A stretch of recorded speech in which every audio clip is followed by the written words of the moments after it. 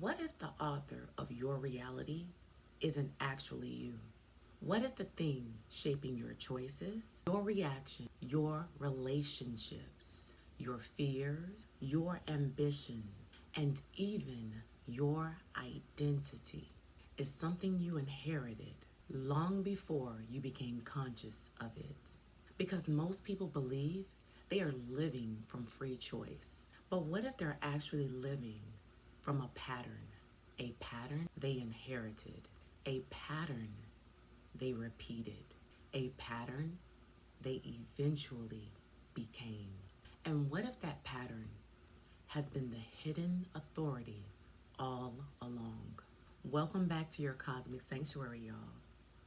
I'm Elle, the holistic energy alchemist, and here we explore the hidden architecture beneath the human experience.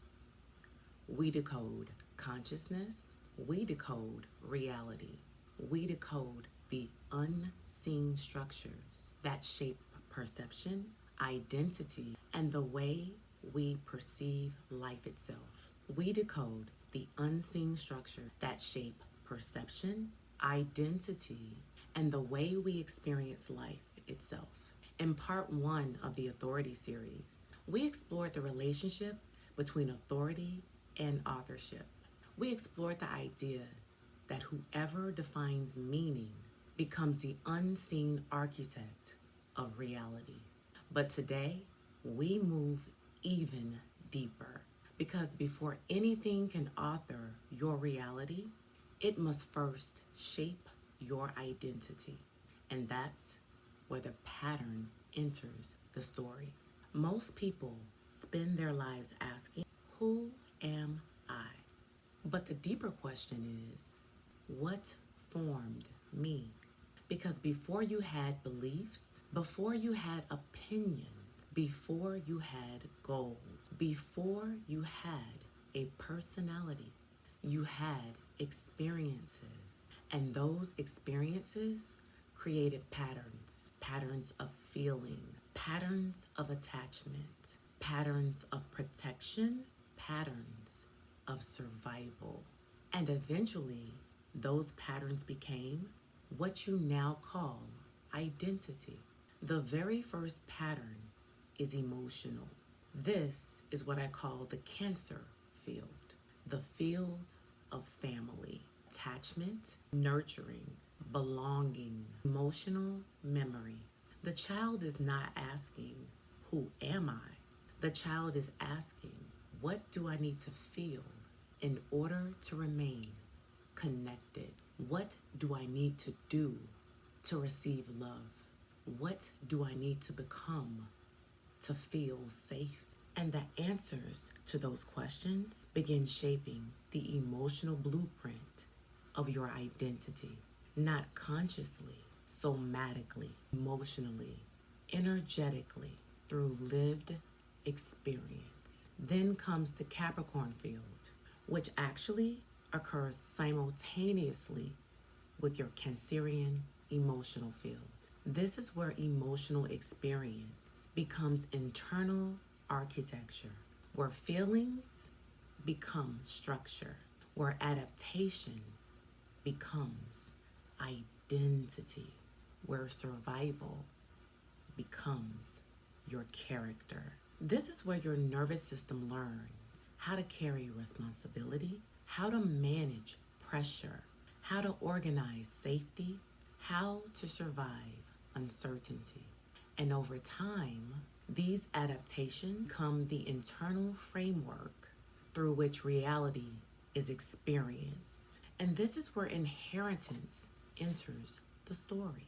Because what we inherit is rarely the soul or our true essence. What we inherit are patterns, survival patterns, unprocessed emotional patterns, undeveloped relational patterns, protective patterns. Adaptations pass from one generation to the next, not because our ancestors wanted us to suffer, but because they were attempting to survive. Every generation develops strategies for navigating pain, and those strategies come inheritance, a living legacy, not just biologically, but also emotionally, energetically, behaviorally. Many people unconsciously carry the belief, if I'm suffering, something must be wrong with me. But when we widen the lens, we begin to see that much of what we experience is not personal in origin. A child inherits emotional patterns. A family inherits survival strategies. A bloodline inherits unresolved grief.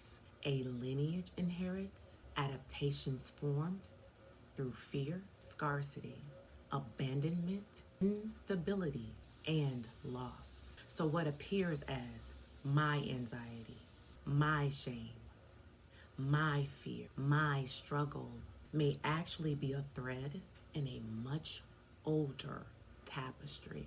And that realization changes everything. Because instead of asking, what's wrong with me? Or what did I do wrong? We begin asking, what has been moving through my lineage that is asking to be seen, that is asking to be felt? So, what we're really talking about is still circulation, not just physical circulation, but emotional circulation, energetic circulation, ancestral circulation.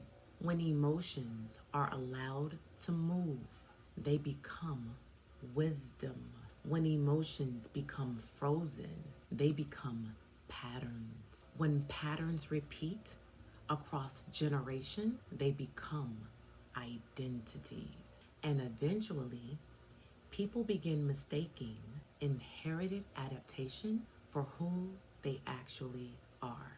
And this brings us to a sequence most people never recognize: parent, pattern, partner. 3 words, 1 lineage, 1 connection. The parent transmits the pattern. The pattern becomes your identity. And then the pattern unconsciously seeks itself through a partner. Not because you're broken, my loves. Not because you're cursed, my loves. But because the unconscious seeks the familiar. What feels familiar often feels safe, even when it isn't. So what we call attraction is a unconscious recognition of the pattern. What we call chemistry is actually what feels familiar to your nervous system. What we call fate is often a pattern encountering itself again. The unconscious mind is always repeating what it knows until awareness enters the equation. And this, my loves, is the revelation. The pattern becomes the hidden authority. The hidden authority becomes the invisible author.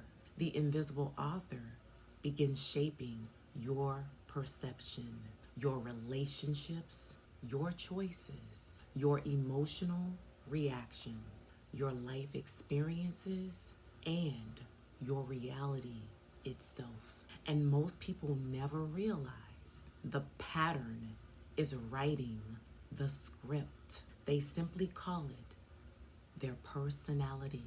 They call it destiny. They call it who they are without ever questioning the author or the origin. But your soul is not the pattern. Your soul observes the pattern. Your soul witnesses the pattern. Your soul can transform the pattern. The pattern is inherited, but your soul is original. The pattern repeats, your soul creates. The pattern survives, your soul evolves. And sovereignty begins the moment those two are no longer confused. Which brings us to the deeper invitation of this Cancer season. What emotional pattern was formed through my earliest experiences of connection? What attachment became my identity? What feeling became self definition? And this upcoming Capricorn full moon illuminates what was built from those emotional foundation, the structures, the roles, the responsibilities, the identities, the survival characters, the mask, the hidden architecture. This full moon shines light on the internal structures you've been living inside of without even realizing it. Not to shame them, but to finally see them. So as we move through this Cancer season and toward this Capricorn full moon, the question is not simply, who am I? The deeper question is this: what pattern has been authoring my life that I have mistaken for myself? Because the moment you can see the pattern, you are no longer inside of it. The moment you can observe the author, you begin reclaiming authorship.